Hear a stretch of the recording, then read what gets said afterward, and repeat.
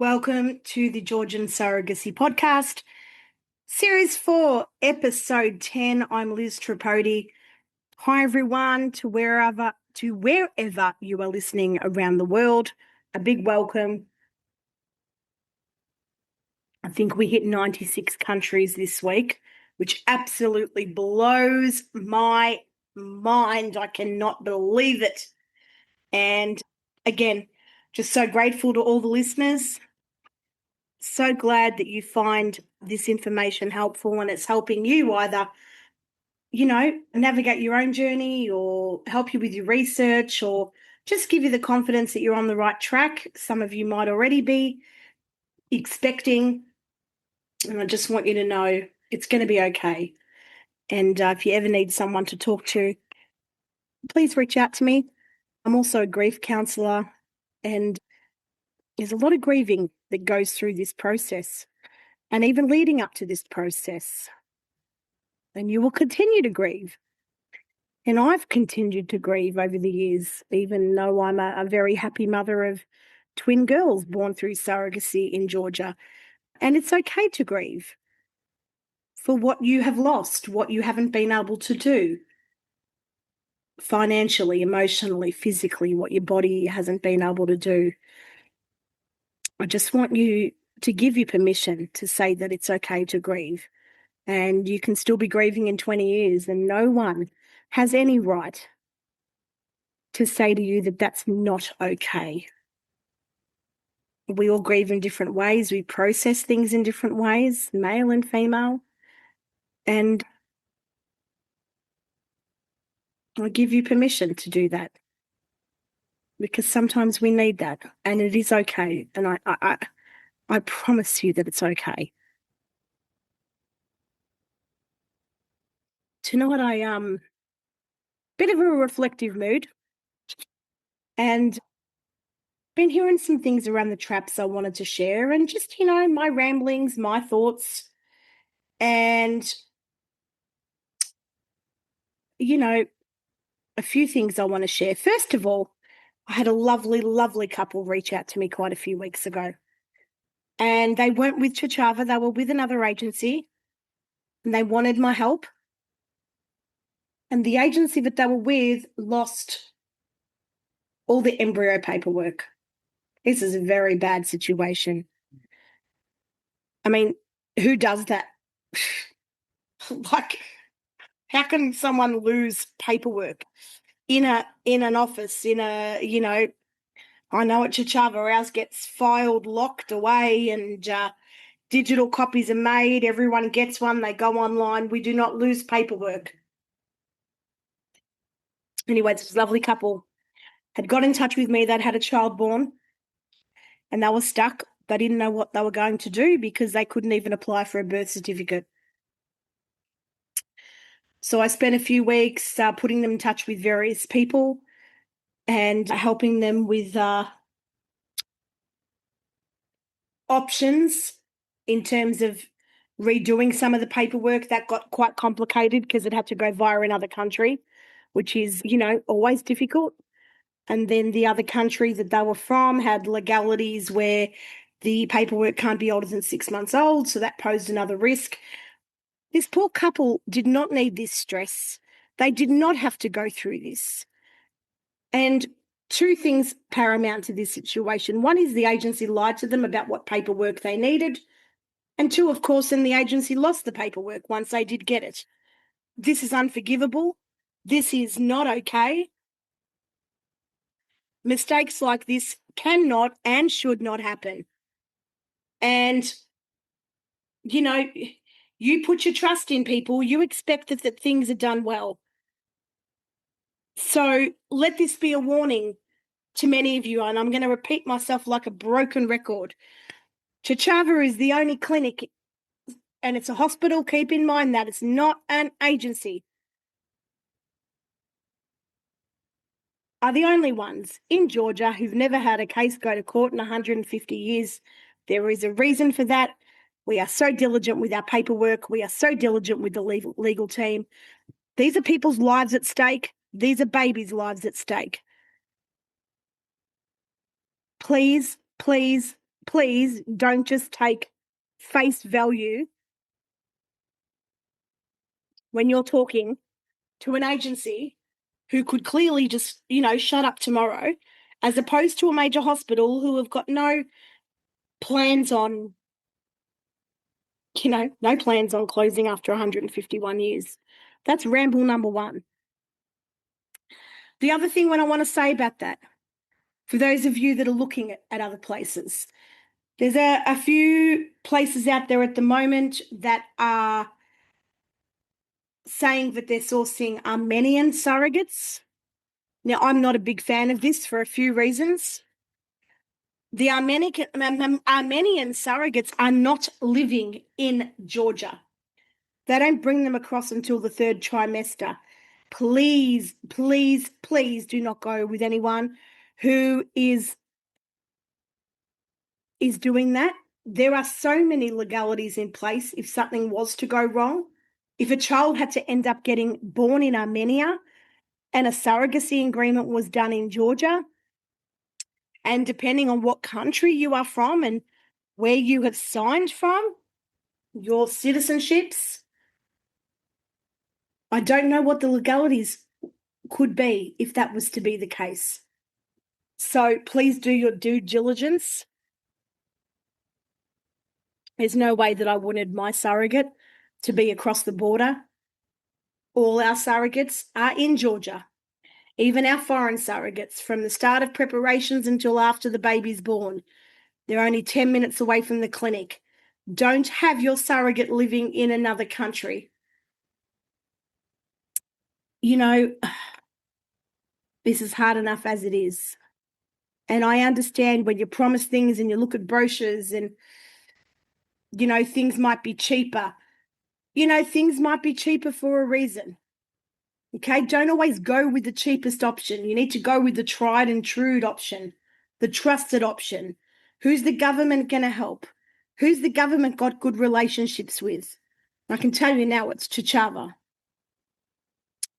The other thing is you want to make sure that you can speak to the doctors directly. In our situation with Chichava, you can speak to the doctors anytime you like directly. WhatsApp, emails. Our doctors are wonderful. I've just had a patient who's just spent 2 weeks in Tbilisi, and he has, caught up with his surrogate, sat there for scans, ultrasounds, spoken to the doctors as well. They're halfway through their pregnancy. Our doctors are amazing. Anything that you want to know, you will get a response back very quickly. So it's really important to have direct access to doctors. And it's also important to have good communication from staff. And one of the reasons why I'm here is to help people. So if I'm not your personal coordinator, but you are with Chichava, feel free to get in touch anytime if I can help. We work as a team, and I'm always happy to help. And I'm always happy to help people that have signed elsewhere as well, time permitting. And I do help a lot of people behind the scenes that no one would ever know. I do this because I want to. And people like the couple that contacted me a few weeks ago, I don't want to see anyone stuck in Georgia.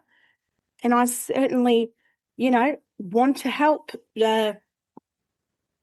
try and make it as easy as possible because, like I said, I've been through it. I understand.